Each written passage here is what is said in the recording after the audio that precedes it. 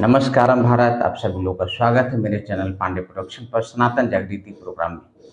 तो आइए दोस्तों, जानते हैं जैसे मैं सत्य घटना की कहानियां लाता हूं आपके पास, तो उसी क्रम में आज एक ऐसा कहानी है जो आपको झकझोर कर रख देगा। क्या आप विश्वास कर सकते हैं कि मूर्ति से आवाज आ सकती है? क्या आपका दिमाग इस बात पे विश्वास कर सकता है कि श्री विग्रह से आवाज आ सकती है? बिल्कुल भी आप विश्वास करने को रेडी नहीं होंगे। लेकिन मैं एक सत्य घटना जो एमपी की है, मैं आपके सामने जब पेश करूंगा तो जरूर आप मजबूर हो जाएंगे। देखिए, खेल तो भगवान जो है भक्त के वश में होते हैं, तो खेल तो भाव का ही है, भक्ति का ही है। यहाँ भी वही है, लेकिन बहुत सारे ऐसे भी आपने कहानियां सुना होगा जहाँ पे स्वप्न में आते हैं, शक्तियां आकर आपको स्वप्न देती है। लेकिन यहाँ पे एक ऐसी कहानी जिसमें श्री विग्रह से, प्रभु के श्री विग्रह से आवाज आती है। बहुत ही अविश्वसनीय है, लेकिन सच्ची कहानियां है, सच्ची घटना है। ठीक है, मैं जो कहानी सुनाने जा रहा हूं, ये कहानी एमपी के एक गांव का है। एक गांव है जहां पे राम जानकी मंदिर है, बहुत ही भव्य मंदिर है। वहां पे राम जी, माता जानकी, भ्राता लक्ष्मण और हनुमान जी वहां पे हैं, उनका मूर्ति है। इस मंदिर की ऐसी महिमा है और ऐसी चमत्कार बोलिए, महिमा बोलिए, आप जिस शब्द पे विश्वास करें, ऐसी ख्याति है एमपी में कि जब वहां जो लोग भी जाते हैं, पता नहीं लोगों की ऐसी क्या भावना है। मेरे बहुत सारे लोग एमपी में रहते हैं। जब मैंने जाना इस बात को, मैंने पूछा कि भाई एक बार कंफर्म कर लिया जाए, तो कम से कम मैंने 50-60 लोगों से मैंने पूछा। सभी के मुख से इस मंदिर के बारे में एक ही बात आई कि भैया, इस मंदिर में आप कहीं भी हो, आपकी किस्मत की पूरे दरवाजा बंद हो चुके हो, आप इस मंदिर में आ जाइए। आपका कर्म जैसी भी हो, उन्होंने ऐसा भी बोला कि आपकी कर्म जैसी भी हो, कुछ ना कुछ आपका जो उपाय है लगना ही लगना है, कुछ ना कुछ आपकी रास्ता खुलना है, खुलना है। एनी हाउ खुलेगी तो खुलेगी। ऐसी महिमा, ऐसी ख्याति है उस मंदिर का। ठीक है, और इस ख्याति के, और साल में एक बार, वर्ष में एक बार वहां एक मेला भी लगता है, बहुत ही भारी मेला। बहुत ऐसे सारे मेरे दोस्तों जगह है इस धरती पे जिसकी महिमा का कोई कोई मतलब, आप उसकी महिमा का व्याख्या कर ही नहीं सकती, ऐसी सच्ची महिमा है। लेकिन लोगों तक पता नहीं रहता है। जैसे मैं एक बात बता दूं आपको, आपने बाबा नीम करोली का नाम सुना होगा, जिनको साक्षात हनुमान जी ही बोलते हैं। उनका मंदिर तो वृंदावन में भी है। ठीक है, उसके बाद कैंची धाम आपने सुना होगा, काफी प्रसिद्ध है। उसके बाद एक यूपी में भी जगह है, मैं अभी मिस कर रहा हूँ, और एक दिल्ली में भी है। तो दिल्ली में जो मंदिर है, इस मंदिर में जो हनुमान जी है, वो स्वयं स्वयं भी हनुमान जी है। हनुमान जी नीम करोली के बाबा के कृपा से। और इस मंदिर में बाबा ने बोला था कि इस मंदिर में वही आएगा जिनको हनुमान जी बुलाएंगे खुद दर्शन के लिए। और इस मंदिर में कभी भीड़ नहीं रहेगा, इस मंदिर में कभी भीड़ नहीं होगी, क्योंकि हनुमान जी यहाँ पे सोई हुई अवस्था में आराम आराम के मुद्रा में निकले हुए थे, वहां पे स्वयं भी हनुमान जी। इसलिए यहाँ पे भीड़ नहीं होगी। और आप जाइए, आपको समझ में आ जाएगी कि इतनी महिमा वाली मंदिर, इतनी जागृत हनुमान जी जहाँ साक्षात विश्राम रूप में है, यमुना किनारे, वो कश्मीरी गेट के पास है। आप बहुत सारे लोग नहीं जानते हैं। मैं भी 2-3 साल पहले जाना हूँ, मैं भी, वो भी हनुमान जी की काफी स्मरण करता रहा हूँ 24 घंटा, तब जाकर उस चीज को मैं जान पाया हूँ। तो ऐसी बहुत जगह है। तो जो मैं आपको सच्ची घटना जो सुनाने जा रहा हूँ, कहानी जो है वो एमपी की है, और वहाँ पे इतनी ख्याति है उस मंदिर की कि हर वर्ष मेला लगती है वहाँ पे, बहुत ही भारी मेला। लोग आते जाते रहते हैं। अभी बात ऐसा हुई कि मेला लगने वाला था।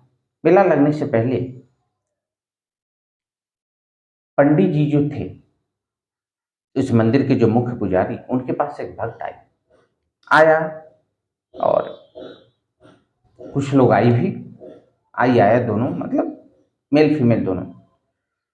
और उसमें से एक भक्त पंडित जी से बोला कि प्रभु, श्री विग्रह जो है इतना सुंदर है, और कितनी अद्भुत महिमा है हम सभी पे, राम जी का, माता जानकी का, भ्राता लक्ष्मण और साथ में हनुमान जी का, और आज तक हमने इनको श्रृंगार नहीं पहनाया है, स्वर्ण का आभूषण इनको इनके चरणों में नहीं चढ़ाया है। तो अब की मैंने सोचा है कि भाई मेला स्टार्ट होने से पहले जो भी विग्रह है, सभी श्री विग्रह पे स्वर्ण के आभूषण से सजाया जाए। चार चांद लग जाएगी भक्तों की। ऐसी एक ऐसा भक्त था उसमें जिनकी ऐसी इच्छा हुई। पंडित जी ने बोला कि भाई स्वर्ण के आभूषण आपकी इच्छा है, बहुत अच्छी बात है, ऐसी भक्ति भाव है, बहुत ही अच्छी बात है, लेकिन जब आप लगाओगे तो बहुत टेंशन की बात है, चोरी भी हो सकती है। कई बार आपने सुना भी है कि मंदिर में, जिस मंदिर में स्वर्ण के आभूषण है, वहां पे सुरक्षा की बहुत जरूरी होती है, और यहाँ पे किसी तरह का कोई सुरक्षा नहीं है, तो चोरी होने की संभावना ज्यादा रहेगी। इसमें किंचित मात्र भी संभावना नहीं है। तो उस भक्त ने बोला कि पंडित जी, मैं आपको सुनार को लेकर आता हूँ, आपसे बात करवाता हूँ, और कैसे आभूषण को वो सेट करेगा श्री विक्रम में, जिससे चोरी होने की संभावना न के बराबर हो जाएगी। मैं उसको आपके पास लाता हूँ, वो सारी चीजें आपको बताएगा, क्या तौर तरीका है, फिर उसके बाद हम सोचेंगे क्या करना। कल होकर वो सुनार को लेकर आया पंडित जी के पास। सुनार ने सब कुछ बताया कि आप टेंशन मत लीजिए पंडित जी, मैं इस तरीके से आभूषण को सेट कर दूंगा श्री विक्रम में कि उसे निकालना बहुत ही मुश्किल होगा, मतलब निकाल नहीं पाएंगे लोग, इस तरीके से मैं सेट कर दूंगा। बात हो गई। पंडित जी ने बोला ठीक है, ऐसी बात है तो आप कीजिए। अब बात होने के बाद 15 दिन 20 दिन बीते, मेला भी काफी नजदीक ही था। उधर जो सुनार थे वो आभूषण को तैयार कर दिए थे। अब तैयार करने के बाद जो भक्त जिसकी इच्छा थी उसको उसने बताया कि भाई आभूषण आपका तैयार हो गया है, आप जिस दिन चाहो आप चलकर श्री विग्रह में इस आभूषण को उनके चरणों में अर्पित कर सकते हो। और काफी खुशी की माहौल हो गई। और तब सुनार जो भक्त थे जिन्होंने इस चीज को बनवाया था, आभूषण को उनके पास लेकर आए, सारा चीज उन्हें सौंप दिया गया। और एक दिन प्लानिंग कर ली गई कि भाई इस दिन श्री विग्रह पे आभूषण को लगाया जाएगा, प्रभु की सुंदरता में चार चांद लगाई जाएगी, अपनी अपनी भाव है। तो डेट फिक्स कर दी गई, और उस दिन सभी लोग इकट्ठा हुए पूरे गांव के। ये एमपी की बात है, ये आप पे कल्पना में मत पड़ जाइएगा, सच्ची घटना है। पूरे गांव के लोग इकट्ठा हुए जिस दिन आभूषण को पहनाना था। उस दिन हर तरह के लोग उसमें आए थे। उसमें दो चोर भी मौजूद थे, ठीक है, दो चोर भी आए थे। उस दिन आभूषण को अच्छे से सुनार के द्वारा सेट कर दिया गया, पहना दिया गया, अति सुंदर दिखने लगे श्री विग्रह, राम जी का, माता जानकी का, और भ्राता लक्ष्मण साथ में हनुमान जी का। काफी सभी गांव वाले के बीच में प्रशंसा, मतलब प्रशंसा की कोई सीमित ही नहीं रही, काफी प्रसन्न हो गए, काफी खुशहाली का माहौल था। मेला भी सामने आने वाला था। तो आभूषण जब लगा दिया गया प्रभु के चरणों में, मुकुट में, गले में, उसके बाद शाम हो गई। काफी देर तक लोग रहे, लोग चले गए और जो मैंने बताया 2 चोर भी वहाँ आए थे उसी दिन, ठीक है? उन्होंने भी सुना कि भाई आभूषण लग रहा है, आए थे और काफी चालाक किस्म के चोर थे। ऐसा लोग बोलते हैं काफी, मतलब बहुत ज्यादा ही क्लेवर माइंडेड चोर थे। दोनों लोग आए। अब सोचिए कि जिस दिन लगा उसी दिन उन्होंने प्लानिंग कर लिया। क्यों? क्योंकि उन्होंने ऐसा सोचा कि भाई आज ही लग रहा है, कोई ऐसा सोच ही नहीं सकता है कि आज आभूषण लग रहा है और आज ही चोरी हो जाएगा। बिल्कुल नहीं सोच सकता, और आज ही हम हाथ मार देंगे आसानी से। देखिए कितनी कॉन्फिडेंस और कितनी, मतलब टाइम के साथ एक्शन है। तो सभी लोग चले गए, रात हुई, पंडित जी भी अपने घर चले गए। जाने के बाद अब ये दोनों चोर बस रह गया। अब इनको मौका मिला, जैसे ही कुछ और रात हुआ, 11 जैसे ही बजा, 11 साढ़े 11, उन दोनों चोर ने मंदिर में प्रवेश कर गया। मंदिर में प्रवेश करने के बाद उन्होंने देखा इतना सुंदर, अति सुंदर, पहले भी देख ही रखा था जब आभूषण में सजाया जा रहा था तब। उन्होंने सबसे पहले हनुमान जी को जो आभूषण, स्वर्ण का आभूषण समर्पित किया गया था, उसको निकालने का कोशिश किया। निकल नहीं पाया, क्योंकि सुनार ने पहले ही बोला था इस ढंग से मैं सेट करूंगा कि आभूषण को निकालना, चोरी करना बहुत ही मुश्किल हो जाएगा। जब निकला नहीं तो फिर उस उनको छोड़ दिया गया। फिर राम जी के आभूषण को लिया, निकालने का कोशिश किया गया, वो भी आभूषण नहीं निकला। इस तरीके से माता जानकी, भरत और लक्ष्मण, दोनों लोगों के आभूषण को निकालने की कोशिश किया। वो दोनों चोर जो थे आभूषण को निकाल नहीं पाए।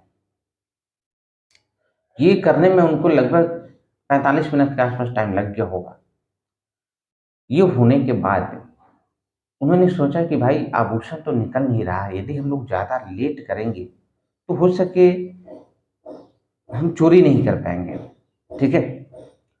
तो उन्होंने फिर दिमाग लगाया कि ऐसा करते हैं कि श्री विग्रह को ही उठा लेते हैं, जितने भी मूर्तियां हैं उसी को ही उठा लेते हैं। तो दोनों ने हाँ में हाँ मिलाया, चलो ठीक है ऐसा करते हैं। तो सबसे पहले हनुमान जी को, मूर्ति को उठाने का कोशिश किया गया। हनुमान जी हिले तक भी नहीं। जब उन्होंने काफी हिम्मत, जोर लगाया हनुमान जी को, मूर्ति को, विग्रह को उठाने का, फिर भी वो उठा नहीं पाए। उठा नहीं पाए, काफी भारी था, और हनुमान जी की महिमा जाने क्या था, सच्चाई। उन्होंने उठा नहीं पाया, उस विग्रह को उन्होंने छोड़ दिया, हनुमान जी को, मूर्ति को छोड़ दिया। बाकी जितने भी मूर्तियां थी, सारी मूर्तियां को लेकर दोनों, राम जी, माता जानकी और भरत लक्ष्मण, वो तीनों मूर्तियां को लेकर, श्री विग्रह को लेकर वो मंदिर से बाहर निकल गए, ठीक है? मंदिर से बाहर निकलने के बाद उन्होंने सोचा कि अब तो हम लोग विग्रह लेके बाहर आ ही गए हैं, साथ में पूरा जितने सारे आभूषण है वो भी, अब चलते हैं कभी कहीं साइड में आराम कर लेते हैं, और आराम से सुबह, मतलब थोड़ा अंधेरा में ही निकल जाएंगे हम लोग, ठीक है? तो लेट गए। एक मंदिर से थोड़ी दूरी पर जाकर एक जंगल टाइप का छोटा सा बगीचा था, उसमें गड्ढा टाइप का जगह था, सुनसान जगह, उसमें दोनों लेट गए आराम से। जब इधर सुबह हुई, पंडित जी मंदिर आए, मंदिर में पूजा पाठ करने, सफाई करने, तो उन्होंने देखा कि विग्रह ही गायब है, सिर्फ हनुमान जी का विग्रह बचा हुआ है। तो हल्ला करने लगे, भाई मंदिर में श्री विग्रह चोरी हो गई, श्री विग्रह चोरी हो गई, सारी मूर्तियां, आभूषण चोरी हो गई। सारे लोग गांव के इकट्ठा हुए, काफी टेंशन हो गए, सारे लोग इकट्ठा हुए। अब चूंकि इतनी महिमा थी उस मंदिर की, प्रभु का ऐसी महिमा थी उस गांव पे और पूरे इलाके में, दूर दूर से लोग आने लगे इस बात को सुनकर। मतलब 2 3 4 5 घंटे में इतनी भीड़ हो गई वहां पे कि आप कल्पना नहीं कर सकते हो। भीड़ होने के बाद प्रशासन को बुलाया गया, प्रशासन आई, उसके बाद लोगों ने अनशन पे बैठ गए। उन्होंने बोला कि प्रशासन, जब तक आप श्री विग्रह लेकर नहीं आओगे आभूषण के साथ, तब तक हम लोग अन्न जल सब कुछ त्याग देंगे, कुछ भी ग्रहण नहीं करेंगे, मेरा प्राण क्यों न निकल जाए। और इसमें सबसे आगे पंडित जी थे, क्योंकि भाई भक्ति, आस्था से जुड़ा हुआ मंदिर था, ठीक है? छोटी मोटी बात नहीं है कि जिसके सहारे न जाने लाखों लोग जी रहे हों, जिनके जीवन में चमत्कार हुआ हो, वो चीज ही गायब हो जाए तो बड़ा दुखदाई होता है। सभी लोग अनशन पर बैठ गए, बिल्कुल अनशन त्याग कर। प्रशासन पर प्रेशर बन गई कि यदि मैं इस चीज को नहीं ढूंढता हूं तो एक साथ इतने जीव, यदि इतने प्राणी, इतने मनुष्य अपनी जान को त्यागते हैं, मतलब ये अन्याय हो जाएगा और सारी पाप मेरे ऊपर आएगा। इसलिए ईमानदारी से मुझे श्री विग्रह को लेना ही होगा, ढूंढ कर लाना ही होगा। प्रशासन अच्छी तरह से पूरे लग गई, ठीक है, ढूंढ रही है, खोज रही है। होने के बाद हुआ क्या, इधर आराम से चोर लोग सोए हुए थे और इधर जितने भक्त लोग थे सभी लोग रो रहे हैं, अनशन पर बैठे हुए हैं, अन्न जल त्याग कर बैठे हुए हैं, प्रभु से विनती कर रहे हैं कि प्रभु यदि आप नहीं आओगे तो हम सभी प्राण त्याग देंगे। हनुमान जी को कोसा जा रहा है, प्रभु आप तो प्रभु के सेवक हैं, संसार के सबसे बड़े सेवक, आपके होते हुए ऐसा क्यों हो गया, ये वो। सारे लोग जिन भक्तों को जिस भाव से लग रहा था सभी लोग बोल रहे थे, प्रभु से विनती कर रहे थे, रो रहे थे, चीख रहे थे, चिल्ला रहे थे। ये चीज सीधी सी बात है, प्रभु ने सुन लिया है, प्रभु ने सुन लिया है। अब जब प्रभु ने सुन लिया तो हनुमान जी तो अब कहाँ रुकेंगे। अब हुआ क्या, जब चोर लोग जहाँ सो रहे थे, एक जो चोर सो रहा था अचानक सो रहा है और चीखने लगा, चिल्लाने लगा, बचाओ बचाओ बचाओ बचाओ बचाओ। नींद टूटा उसका, अपने दोस्तों से एक दूसरा जो चोर था उसे बता रहा है, अपने साथी से, कि भाई अभी तुरंत मुझे ऐसा लगा कि कोई 15-20 केजी का कोई वानर है मेरे छाती पे बैठ के और डरा रहा हो, और काफी सांसें उसकी फूल रही थी, बहुत ज्यादा ही डरावना और काफी वजनदार था। तो उसने बोला कि अरे सो जा, कोई बात नहीं, सपने देखा है, कोई टेंशन की बात नहीं, कोई डरने की बात नहीं। सुला दिया गया, सो गया। फिर भी उसका दम तो फूले जा रहा है क्योंकि घटना तो सच्ची हो रही है। फिर ये सो गया, वो भी सो गया। फिर थोड़ी देर बाद क्या हो रहा है, फिर दूसरे वाले की छाती पर उसी प्रकार से 15-20 केजी का बंदर उतना ही डरावना छाती पर बैठ रहा है, और सेम उसी तरह से उसे भी डराया गया। फिर उसने चीखने लगा, चिल्लाने लगा, भाई उठो उठो, मेरे साथ भी सेम हुआ। दोनों लोग डर गए।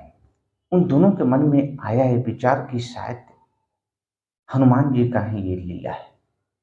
हनुमान जी चाह रहे हैं कि इस विग्रह को वापस वहां रख दिया जाए। हनुमान जी ये लीला को कर रहे हैं। दोनों के मन में आया। दोनों के मन में आने के बाद काफी डर बैठ गई, दोनों के मन में काफी डर गया था दोनों। और थोड़ी देर बैठने के बाद, सोचने समझने के बाद, जो मूर्तियां जो उसने श्री विग्रह को जो पास में रखा था, उस विग्रह से आवाज आ रही है कि सुनो, जहां से तुमने इस विग्रह को उठाया है, इस मूर्ति को उठाया है, जाकर वहीं पे रख दो, अच्छा होगा। दोनों जैसे आवाज आई, दोनों चौंक गया कि भाई ये आवाज कहाँ से आ रही है। उनका ध्यान मूर्ति की तरफ गई और उन्होंने देखा कि आवाज तो मूर्ति से आ रही है। अब तो भाई हक्का बक्का जो पसीना छूटना शुरू हुआ, जो हालत हुई इन दोनों का, अब आप सोच सकते हो कि क्या हालत हुई होगी। विग्रह से आवाज आई कि जहां से आपने मूर्ति को तुम लोगों ने उठाया है, जाकर वहीं पे रख दो, नहीं तो बहुत ही अन्याय हो जाएगी और तुम लोगों के साथ काफी अन्याय हो जाएगी, बचना मुश्किल हो जाएगा और तुम्हारे कारण इतने लोग प्राण त्यागेंगे। सारी पाप तुम्हें अपने माथ पे लेना होगा, अपने सर पे लेना होगा। फिर इन्होंने आपस में बात किया और श्री विग्रह की तरफ इशारा करते हुए कि यदि मैं इस मूर्ति को लेकर जाऊंगा तो मुझे सभी लोग पकड़ लेंगे और बहुत ज्यादा पीटेंगे और प्रशासन के हाथ में दे देंगे और हम पकड़े जाएंगे, बहुत ही बुरा हाल हो जाएगा। फिर उस विग्रह से आवाज आ रही है कि जिस प्रकार जिस टाइम में मैं आपको बता रहा हूं, उस समय जाकर आप श्री विग्रह को उस जगह पे रख देना, उस मंदिर में, और चले आना, ठीक है। आपको कोई कुछ नहीं करेगा, जैसे मैं आपको बता रहा हूँ वैसे ही आपको करना है। और उसके बाद फिर अगले सुबह होकर पंडित जी के पास जाकर सारी कहानी को बताकर माफ़ी मांगनी है आपको। कोई कुछ नहीं कर रहा, जैसे मैं तुम लोगों को बता रहा हूँ वैसे करना है। इस श्री विग्रह से आवाज़ है। जब उन्होंने ऐसा बोला कि भाई यदि यदि मैं रखने जाता हूँ तो मेरे साथ गलत हो जाएगा, हम दोनों पकड़े जाएंगे। तो आवाज़ आई और उन्होंने जैसा अकस्माती आवाज़ जो उनको इंडिकेट किया गया, वो दोनों चोर वैसे ही किए। पंडित जी सुबह आए, खुश हो गए श्री विग्रह को पाकर। फिर गांव के लोग इकट्ठे हो गए, श्री विग्रह मिल गए, श्री विग्रह मिल गए, आ गए, सभी लोग इकट्ठे हो गए फिर से। और पंडित जी के पास दोनों पहुंचा चोर और सारी कहानियां उन्होंने बताया कि श्री विग्रह लेने के बाद उनके साथ क्या क्या कहानियां घटी। उन्होंने जब बताया तो पंडित जी बिल्कुल आनंदित हो गए, खुश हो गए कि ये प्रभु का ही लीला है। प्रभु की लीला के कारण ही प्रभु मेरे पास आए, प्रभु स्वयं इच्छा से आए, है ना। जब दोनों चोर ने बताया पंडित जी की सारी कहानियां उन्होंने बताया, तो बताने के बाद पंडित जी ने बताया ठीक है, ये भगवान प्रभु श्री राम, और मैं जानता हूँ कि तुमने ऐसा किया है, लेकिन आज के बाद ऐसी गलतियाँ कभी नहीं करना। इस गलती के कारण ही प्रभु आपके जीवन में आए हैं। इससे अच्छा मौका आपको कभी नहीं मिलेगा। न जाने अनेकों वर्ष, कई लाखों वर्ष तक लोग साधना करते हैं तो प्रभु की दर्शन होते हैं, और आपने ऐसा कर्म किया फिर भी प्रभु ने आपको दर्शन दिया, आपका तो उद्धार हो गया। आज के बाद ऐसा कभी गलती करने का सोचना नहीं, और प्रभु के शरण में लग जाओ अपने कर्म को करते हुए। भाई बोलते हैं कि दोनों जो चोर थे उनका जिंदगी ऐसी बदली कि भाई बहुत ही अच्छी हो गया। दोनों दोनों का लाइफ एक सात्विक और पूरे सेवा भाव से लग गए, और उन अपने कर्म में भी लगे रहे, और बड़ा ही सुंदर और अच्छा लाइफ हो गया। हर तरह का खुशियाँ उनके लाइफ में आ गई, बहुत ही शांतिमय लाइफ हो गई, है ना। तो दोस्तों, ये कहानियाँ जो आपने सुना है, विश्वास करना तो बड़ा ही नामुमकिन है, लेकिन ये कहानी सच्ची घटना है। ये घटना सच्ची है। इस पे यदि आप दिमाग लगाते हो, लॉजिक लगाते हो, तो बेकार की टाइम जाएगी आपको, क्योंकि ये घटना सत्य है। इस पे आपके तर्क लगाने से और दिमाग लगाने से आप कुछ फायदा पाने मिलने वाला है नहीं, है ना। प्राकृतिक में विश्वास है, वैसी पवित्रता है आप में, तो कुछ भी पॉसिबल है। ठीक है। तो दोस्तों, यदि वीडियो आपको अच्छा लगा तो चैनल को सब्सक्राइब कीजिए, वीडियो लाइक कीजिए, और प्लीज़ जितना हो सके शेयर कीजिए।